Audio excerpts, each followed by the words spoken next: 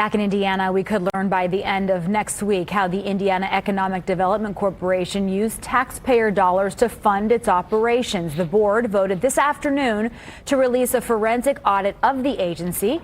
News 8 government reporter Garrett Bergquist is here to explain what to look for. Garrett.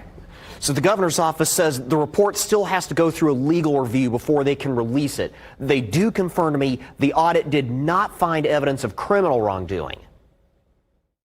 The governor says he's already making changes. We have a new investment policy in place to make sure investment dollars stay in Indiana.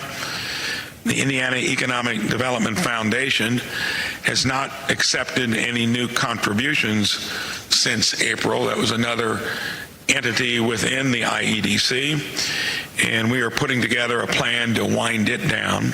The Indiana Economic Development Corporation leads the state's efforts to attract and retain businesses. It drew controversy 2 years ago when it bought land near Lebanon for the LEAP district. That's a planned high-tech research and development park. The governor ordered a forensic audit of the IEDC's finances in April.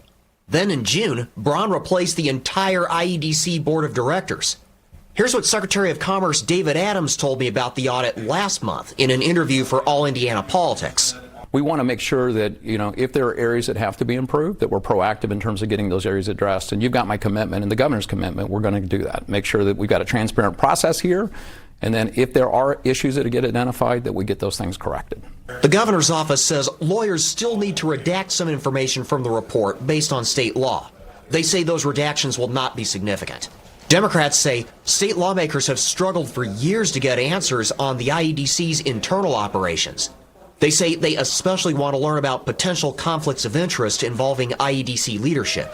We have to look very carefully at this, but I am concerned whether anybody benefited in terms of work being directed to their business or money being directed to a business that they owned or participated in or received payments from, received salary, for example. Even if they followed the letter of the law and they did not embezzle dollars, we clearly saw documents that articulated that there was a conflict of interest between many of those who were making the decisions and the entities that they managed.